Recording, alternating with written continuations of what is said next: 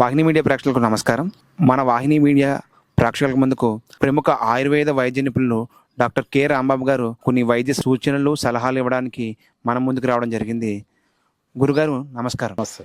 ఇప్పుడు చాలామంది ఎదుర్కొంటున్న సమస్యలు ప్రధానమైనది గాల్ బ్లాడర్ స్టోన్స్. అలోపతిలో కానీ వేరే వైద్య విధానాల ద్వారా కానీ ఈ గాల్ బ్లాడర్ స్టోన్స్కి గాల్ బ్లాడర్ అనేది పూర్తిగా తీసేయడం తప్ప వేరే మార్గం లేదు అని చెప్తారు. అయితే మన ఆయుర్వేద పద్ధతుల ద్వారా గాల్ బ్లాడర్ స్టోన్స్ కరిగించవచ్చా? ఎలాంటి ఆపరేషన్ లేకుండా గాల్ బ్లాడర్ స్టోన్ని కరిగించవచ్చా? అదే ఈ పిత్తాశయంలో రాళ్ళు రాకుండా ఉండడానికి రాకుండా ఎలా చేసుకోవాలి? రావడానికి కారణాలు ఏంటి? ఎలాంటి ఆహార పదార్థాలు తీసుకోవడం వల్ల ఈ పిత్తాశయంలో లేదా గాల్ బ్లాడర్లో రాళ్ళని ఎలా పెరుగుతాయి? గాల్ బ్లాడర్ అనేటువంటిది పిత్తాశయం అని తెలుగులో చెప్తుంటాం. సైన్స్లో వచ్చేసి మనకి చూసినట్టయితే లివర్ కాలేయము అనేటువంటి ఒక పెద్ద భాగం ఉంటుంది మన శరీరంలో. ఆ అవయవంలో మధ్యలో ఈ పిత్తాశయం అనేటువంటిది గాల్ బ్లాడర్ అనేటువంటిది ఉంటుంది. ఈ గాల్ బ్లాడర్ అనేటువంటిది పైత్యరసాన్ని ఉత్పత్తి చేస్తూ ఉంటుంది. బైల్ జ్యూస్ అంటారు. ఈ బైల్ జ్యూసు రకరకాలైన పదార్థాలని, ముఖ్యంగా మాంస పదార్థాలని, కొవ్వు పదార్థాలని అరిగించడంలో బాగా దోహదం చేస్తుంది. తర్వాత చాలా రకాలైనటువంటి ఎంజైమ్స్ని ఉత్పత్తి చేస్తుంది. తద్వారా మన శరీరం తీసుకునేటువంటి ఆహార పదార్థాలని అవన్నీ కూడా పచనం చేయడానికి లివర్ ద్వారా శోషించబడి ఈ యొక్క పదార్థాలన్నీ కూడా డైజెస్ట్ అయ్యి మన శరీరానికి బలం చేకూరుతుంటుంది. పోతే మీరు మాట అడిగారు, గాల్ బ్లాడర్లో స్టోన్స్ ఏర్పడతాయి, ఎందుకు ఏర్పడతాయి? ఏ శరీరానికి ఇబ్బందికరమైన పరిస్థితి వచ్చినా మొట్టమొదట మనం తెలుసుకోవాల్సింది ఆహార పదార్థాలు మంచివి తీసుకుంటున్నామా లేదా, ఆహార పదార్థాలని సమయోచితంగా తీసుకుంటున్నామా లేదా, వైద్యశాస్త్ర ప్రకారంగా తీసుకుంటున్నామా లేదా, ఆరోగ్యకరాన్ని ఇచ్చే పదార్థాలు తీసుకున్నామా లేవా అనేటువంటిది విచక్షణ చేసుకోవాలి. నేటి రోజుల్లో ఆహార పదార్థాలు సక్రమంగా తీసుకోవడం లేకపోగా రకరకాలైన బ్యాడ్ హ్యాబిట్స్కి, రకరకాల దురాలవాటికి గురైపోయి ఆల్కహాల్ ఎక్కువ తీసుకుంటున్నారు. ఈ ఆల్కహాల్ ఎక్కువ తీసుకునే వారికి కొలెస్ట్రాల్ పెరుగుతుంది. కొలెస్ట్రాల్ ట్రైగ్లిజరైడ్స్గా మారుతాయి. ఈ ట్రైగ్లిజరైడ్స్ ఈ యొక్క లివర్లో ఫ్యాట్నెస్ పెంచడం ద్వారా అవన్నీ కూడా చిన్న చిన్న అణువులుగా ఏర్పడి రాళ్ళుగా మారుతుంటాయి. వీటినే గాల్ బ్లాడర్ స్టోన్స్ అంటారు. ఒకసారి గాల్ బ్లాడర్ స్టోన్స్ ఏర్పడితే శరీరం ఇబ్బందులకు గురవుతుంటుంది. అది రోజువారీ చేసే ప్రక్రియల్ని చేయలేకపోతుంది. రోజువారీ చేసే ప్రక్రియ అంటే ఏంటి? ఆహారాన్ని అరుగుదల చేయడానికి కావాల్సినటువంటి అరుగుదలకు కావాల్సినటువంటి ఎంజైమ్స్ని, అంటే అన్నరసాలను ఉత్పత్తి చేయటం అలాంటి చేయలేకపోతుంది. తద్వారా ఏమవుతుందంటే ఆహారాలన్నీ కూడా అరుగుదల కాబడకుండా శరీరంలో మిగిలిపోతాయి. అందువల్ల పేషెంట్స్ అందరూ కూడా అనారోగ్యానికి గురయ్యే కారణం ఏంటి? మొట్టమొదటి కడుపులో నొప్పి వస్తుంది, అరుగుదల ఉండదు, గ్యాస్ ట్రబుల్ వస్తుంది, పొట్ట ఉబ్బరించి ఉంటుంది. అలాగే కడుపులో కుడి పక్కన లివర్ వైపున నొప్పి కూడా వస్తుంది. ఇప్పుడు గాల్ బ్లాడర్ స్టోన్స్ వచ్చిందని కొన్ని చిన్న చిన్న లక్షణాల ద్వారా మనం గుర్తించవచ్చు అంటారు. గాల్ బ్లాడర్ స్టోన్స్ వచ్చినా రావాలని చెప్పడానికి మామూలుగా అయితే కొంత చదువు, కొంత సంస్కారము, శరీరం మీద అవగాహన, అలాగే సైన్స్ పట్ల పరిజ్ఞానం ఉన్నవారికి మాత్రమే తెలుస్తుంది. అంతేగాని కేవలంగా ఆ పల్లెటూళ్ళలో ఉండేటువంటి గ్రామీణంగా ఉండేటువంటి ప్రజలకి తెలుసుకోవడం అనేది చాలా కష్టం. అయితే దానికి గుర్తులు కొన్ని ఉంటాయి. ఈ గుర్తుల్లో మీరు గమనించుకున్నట్టయితే మొట్టమొదట అరుగుదల తగ్గిపోతుంది. అరుగుదల తగ్గిపోవడం వల్ల ఎప్పుడు కూడా అజీర్తిగా ఉంటుంది. మనకి ఏదో తింటాం ఆహారం, అది అరుగుదల కాదు, పొట్ట నిండుగా ఉంటుంది ఎప్పుడు చూసినా. అలాగే విరోచనం సాఫీ కాదు, ఇప్పుడు కాన్స్టిపేషన్ డెవలప్ అవుతుంది. కాన్స్టిపేషన్ డెవలప్ అయిపోయిన తర్వాత మన శరీరంలో ఒళ్ళంతా ఎక్కడైనా సరే నొప్పులు వస్తూ ఉంటాయి. ముఖ్యంగా డైజెషన్ ఎప్పుడైతే కోల్పోయామో, అరుగుదల ఎప్పుడైతే తగ్గిందో ఈ యొక్క లివర్ ప్రాంతంలో నొప్పి వస్తూ ఉంటుంది. లివర్ ఎక్కడ ఉంటుందంటే మన శరీరానికి పొట్టలో కుడివైపున అది లొకేట్ అయి ఉంటుంది. ఆ కుడివైపున నొప్పి వస్తూ ఉంటుంది. కుడివైపు నొప్పి రావడమే కాకుండా కొంతమందికి ఎడమవైపు కూడా నొప్పి వస్తుంది. ఎందుకని? ఆహార పదార్థాలు అరుగుదల కాక అక్కడే ఉండిపోయి గ్యాస్ ఉత్పత్తికి అయ్యి, ఆ గ్యాస్ వచ్చేసి బాగా ఫెర్మెంట్ అయ్యి అది యాసిడిక్గా గ్యాస్ మారి అది బాగా ఆందోళనకరమైనటువంటి లక్షణాలు కలిగిస్తుంది. ఆందోళన అంటే ఏంటి? గ్యాస్ ఉత్పత్తి అయిన తర్వాత బయటకు వెళ్ళిపోవాలి. అది నోటి ద్వారా కానీ, త్రేన్పుల ద్వారా కానీ, లేదా కింది ద్వారా అపారవాయు ద్వారా వెళ్ళిపోవాలి. అట్లా వెళ్ళిపోకుండా ఉండిపోతే అది ఇంకా ఫెర్మెంట్ అయ్యి పాయిజన్గా మారిపోతుంది. పాయిజన్గా మారినప్పుడు ఆ గ్యాస్ ఎటువైపు అయితే స్పందిస్తుందో, ఎటువైపు ఏ అవయవంలోకి వెళ్తుందో ఆ అవయవం నొప్పికి గురవుతుంటుంది. దీన్ని బట్టి కూడా కొంతవరకు తెలుసుకోవచ్చు మనం. తర్వాత ఇంకోటి వచ్చేసి నిద్ర పట్టకపోవడం, తర్వాత చర్మానికి దురదలు వస్తుంటాయి. ఎప్పుడైతే లివర్ సక్రమంగా పనిచేయటం లేదో, గాల్ బ్లాడర్ పనిచేయటం లేదో, ఆటోమేటిక్గా చర్మానికి వచ్చేసి ఎప్పుడు చూసినా ఇరిటేషన్ వస్తుంటుంది, గీక్కోవాలనిపిస్తుంది, దురదలు వస్తుంటాయి, సన్న సన్న పొక్కులు వస్తుంటాయి. తర్వాత వచ్చేసి విరోచనం కలర్ కూడా మారుతుంది. ఇవన్నీ పరిశీలించుకున్న మీదట తర్వాత పొట్ట కుడివైపున ఒక బల్ల రాయిలాగా తగులుతూ ఉంటుంది మనకి కనుక పొట్ట కనుక చూసుకున్నట్లయితే. దాన్నే వెనకటి రోజుల్లో బల్ల అనేవాళ్ళు, ఇప్పటి రోజుల్లో వచ్చేసి ఫ్యాటీ లివర్ అంటున్నారు.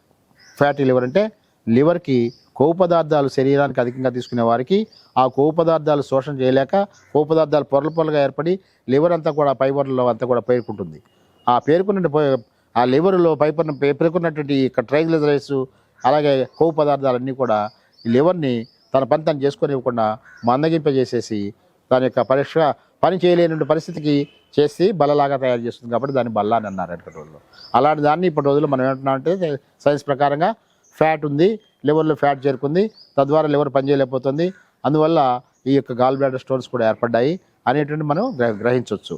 ఇంకా మెయిన్ ఏంటంటే తెలుసుకోవాల్సింది ఇట్లాంటప్పుడు పరీక్షల ద్వారా, అంటే క్లినికల్ ల్యాబ్ టెస్టుల ద్వారా డాక్టర్ దగ్గరికి వెళ్తే డాక్టర్ గారికి సూచనలు చెప్పినట్టయితే అవన్నీ గమనించుకొని బహుశా లివర్ ఏమన్నా డ్యామేజ్ అయిందేమో, లివర్ ఏమన్నా రిపేర్కి వచ్చిందేమో అని సందేహించి ఆయన టెస్ట్ చేయిస్తారు, స్కానింగ్ లాంటివి చేయిస్తారు, బ్లడ్ టెస్ట్ లాంటివి చేయిస్తారు. వాటిలో ఈ యొక్క లివర్ పాడవుతుంది, లివర్ వ్యాధిగ్రస్తమైంది, లివర్ వచ్చేసి బాగా బల్లలాగా అయిపోయింది, కొవ్వు పదార్థం పేరుకుంది, ఫ్యాట్ పేరుకుంది, ఫ్యాటీ లివర్గా మారింది, దానికి కూడా స్టేజెస్ ఉంటాయి. Fatty liver first stage, second stage, third stage అట్లా ఉంటాయి అన్నమాట. First stage, second stage, third stage వరకు పర్వాలేదు, కానీ ఫోర్త్ స్టేజ్, ఫిఫ్త్ స్టేజ్ వెళ్తే ఆడ ఎవరు ఏం చేయలేరు. తర్వాత ఆ లివర్ పాడైపోయింది దశకు వచ్చినట్లు లెక్క. ఫోర్త్ స్టేజ్ అంటే దాన్నే లివర్ సిరోసిస్ అంటారు. పొట్టంతా ఉబ్బరించి లివర్ అంతా కూడా వ్యాపించి పొట్టంతా ఆవరించి దాన్ని నీరు పట్టేసి కొవ్వు పట్టేసి అది పనిచేయని పరిస్థితిలో ఉబ్బిపోతుంటుంది. దాన్నే సిరోసిస్ ఆఫ్ ది లివర్ అంటారు. సిరోసిస్ ఆఫ్ ది లివర్ వస్తే దాన్ని నయం చేయడం చాలా కష్టం. ఇవాళ అలాంటి పరిస్థితి తెచ్చుకోకుండా ఉండాలంటే ఆహార పదార్థాలని సమయోచితం తీసుకుంటూ శరీరానికి రక్షణ కలిగించే ఆహార పదార్థాలు, తేలిగ్గా అరిగే ఆహార పదార్థాలు, క్రొవ్వు లేనటువంటి ఆహార పదార్థాలు, అలాగే ప్రోటీన్స్ తక్కువగా ఉండే ఆహార పదార్థాలు, అలాగే కెమికల్స్ తక్కువగా ఉండే ఆహార పదార్థాలని మనం ఎంచుకోవాల్సిన ఆవశ్యకత ఉంది. ఇప్పుడు గాల్ బ్లాడర్ స్టోన్స్ని కరిగించే విధానం ఏమైనా ఉన్నాయా గురుగారు? ఎలా అంటే ఆయుర్వేదంలో ఎలాంటి మూలికలు కానీ ఎలాంటి వైద్య విధానం ద్వారా?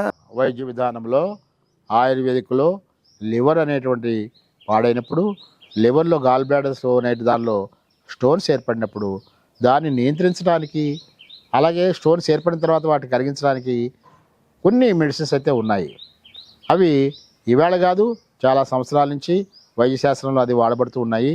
అట్లాగే మీరు లివర్కి ఆయుర్వేదంలో ఉన్నటువంటి లివర్ యొక్క రిపేర్కి వచ్చిన తర్వాత ఆయుర్వేదంలో ఉన్నటువంటి మంచి మందులు ఆల్మోస్ట్గా అలోపతి విధానంలో కానీ ఇంకో దానిలో లేదని చెప్పేసి ఒక రకంగా చెప్పుకోవచ్చు. అయితే గొప్ప విషయం ఏంటంటే అలోపతి విధానంలో చిన్న ఆపరేషన్ చేసి ల్యాపరోస్కోపీ ఆపరేషన్ ద్వారా కానీ మామూలు ఆపరేషన్ ద్వారా కానీ వైద్యం చేసి అక్కడ ఉన్నటువంటి గాల్ బ్లాడర్లో ఉన్నటువంటి స్టోన్స్ని తీసేసేవారు. మరీ గాల్ బ్లాడర్లో ఎక్కువ స్టోన్స్ ఉన్నట్టయితే గాల్ బ్లాడర్ ఎట్టగా పడైపోయింది కాబట్టి దాన్ని రిమూవ్ చేసేసి తద్వారా పేషెంట్కి వచ్చేటువంటి ఉపద్రవాలు అంటే బాధలు చేసేవారు వెనకటి రోజుల్లో. ఈ రోజుల్లో ఆపరేషన్ కూడా ఈజీ అయిపోయింది. ల్యాప్రోస్కోపీ ఎంత ఈజీ అయిన ఆపరేషన్ ఏమో. ఒకటి గుర్తుపెట్టుకోండి, ఔషధ విధానాలు, కెమికలైజ్ రియాక్షన్స్ కలిగినటువంటి వైద్య విధానాల ద్వారా ఈ యొక్క ఆపరేషన్ ద్వారా చేయించుకున్నప్పుడు చాలా ఖర్చు ఉంటుంది. ఆ ఖర్చును భరించగలటం అనేది సామాన్య కుటుంబీకులు సాధ్యపడదు. కాబట్టి మీరు ఆహార విహారాలు మార్పు చేసుకోండి, ఆయుర్వేద వైద్యుని సంప్రదించండి. ఆయుర్వేదంలో మంచి చక్కని పరిష్కారాలు ఉన్నాయి. గాల్ బ్లాడర్ స్టోన్స్ని నివారించడానికి, గాల్ బ్లాడర్ స్టోన్స్ ఏర్పడినప్పుడు వాటిని తగ్గించడానికి, వాటిని కరిగించడానికి, లివర్కి క్రొవ్వు చేరినప్పుడు, లివర్కు ఫ్యాట్ చేరినప్పుడు ఆ ఫ్యాటీ లివర్ని తగ్గించడానికి, సిరోసిస్ అనేటువంటి ప్రమాదకర స్థాయి రాకుండా చూడడానికి, లివర్ని సంరక్షించడానికి ఎన్నో రకాల ఆయుర్వేద ప్రక్రియలు ఉన్నాయి. ఈ విషయంలో మీరు ఆయుర్వేద వైద్యులను సంప్రదించినట్టయితే మీకు మంచి వైద్య పరిష్కారాలు దొరుకుతాయని చెప్పేసి నేను చెప్తున్నాను. అది మీరు ప్రూవ్ చేసుకోవాలంటే కూడా అది అవకాశం ఉంది. మంచిగా ఆయుర్వేద డాక్టర్ సంప్రదించండి, వైద్య చికిత్స చేయించుకోండి, ఆరోగ్యవంతులుగా ఉండండి అని నేను మిమ్మల్ని అందరూ కూడా కోరుకుంటున్నాను. ఇప్పుడు గాల్ బ్లాడర్ తీసేయడం వల్ల శరీరానికి జరిగే నష్టాలని గురుగారు? అంటే కొంతమంది స్టోన్స్ ఎక్కువైపోయిందని గాల్ బ్లాడర్ తీసేస్తారు. తీసేయడం వల్ల శరీరానికి ఎలాంటి నష్టాలు? ఏ శరీరంలో అయినా సరే స్వాభావికంగా ఒరిజినల్గా ఉన్నటువంటి లోపల ఉన్నటువంటి ఆ ఆర్గన్స్ అంటే విలువైనటువంటి మన శరీర భాగాలు, ఆ శరీర భాగాలను తొలగించినప్పుడు అది లేకపోవడం వల్ల వచ్చేటువంటి ఇబ్బందులు కొన్ని ఆటోమేటిక్గా ఉంటూనే ఉంటాయి. ఎందుకంటే ఇవాళ గాల్ బ్లాడర్ ఉంది, గాల్ బ్లాడర్ బాగా ఉన్నప్పుడు దాని నుంచి స్రవించేటువంటి అన్నరసాల వల్ల అది మన శరీరంలో ఎన్నో మేలు చేసి క్రొవ్వు పదార్థాలని శోషింపజేసి మాంసకృతిని శోషింపజేసి మన శరీరానికి బలాన్ని చేకూర్చి శరీరానికి శక్తిని ఇస్తుంది. అలాగే లివర్లో ఇంకొక గొప్ప విషయం ఏంటంటే డీకెమికలైజ్ చేస్తుంది, యాంటీ ఆక్సిడెంట్గా పనిచేస్తుంది, విష పదార్థాలను విరిచేస్తుంది. మన రకరకాల ఆహార పదార్థాలు సేవించినప్పుడు వాటిలో ఉండే రంగులు, రకరకాల రంగులు, అది ఔషధాల చేత నియంత్రించబడినటువంటివి, ఔషధ ప్రక్రియల ద్వారా, తర్వాత డ్రగ్స్ డిపార్ట్మెంట్ ద్వారా అలౌ చేయబడినటువంటి రకరకాల రంగులు వేస్తున్నారు ఈ ఆహార పదార్థాల్లో. అవన్నీ ప్రమాదకరమని గమనించుకోవాలి మీరు. ఆ ప్రమాదకరమైన రంగులతో కూడిన ఆహార పదార్థాలు సేవించినప్పుడు వాటి వల్ల వచ్చిన కెమికల్ యాక్షన్ ద్వారా మన శరీరం పాయిజనస్ అవుతుంది. అలాంటి పాయిజనస్ నేచర్ని అవ్వకుండా చాలా వరకు ఈ లివర్ అనేది సంరక్షిస్తూ ఉంటుందని మీరు అందరూ గమనించుకోవాలి. లివర్ మన శరీరంలో ఒక గొప్ప ఫ్యాక్టరీ.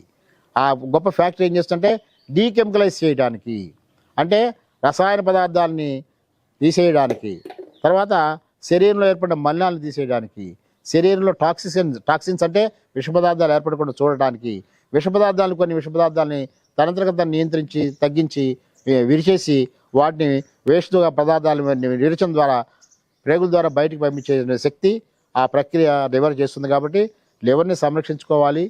కాబట్టి లివర్ని సంరక్షించుకోవాలంటే కేవలంగా ఆహార పదార్థాలు, వైద్యుల ద్వారా ఆహార పదార్థాలు సూచించుకొని తెలుసుకొని మీరు ఆరోగ్యవంతులు కాండి అని చెప్పేసి నేను కోరుకుంటున్నాను.